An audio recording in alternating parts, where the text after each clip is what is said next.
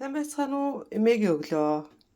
Би өнөөдөр та нарт өөрийнхөө хийж байгаа ясны шүлийг үзүүлье. Би ингээ булууны яс аваад бол чансан ийм гоё чөмхтэй ийм байна. За энд ингээ шүл нь гараад ирсэн. Энэ шүлөө би хөргөөж аваад тосыг хамаж аваад шүүгээд тэгээд одоо ахуй хэрэгцээндээ бол хэрэглэнэ.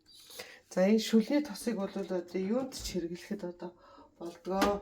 Би ер нь одоо түрүүнд нь ингээд сайхан юм цагаан тос гаргаж авсан байгаа.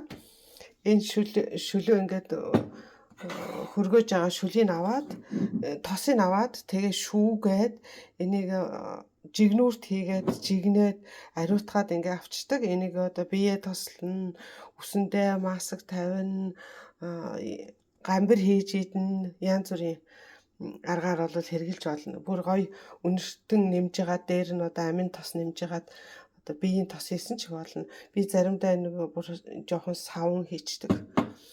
За энэ чөмөг бол их гоё.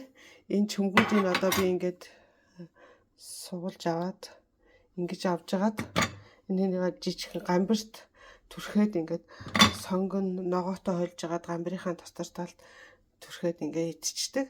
Инхээр бол бараг л өдрийн хоол болдог юм байгаа. За ингээ та нартай өөрийнхөө ясны шүл гаргадаг тухайгаад хэлж өглөө. Амжилт хүсье. Та нар маань бас ингэж ахуй амьдралдаа хэрэглээрэй.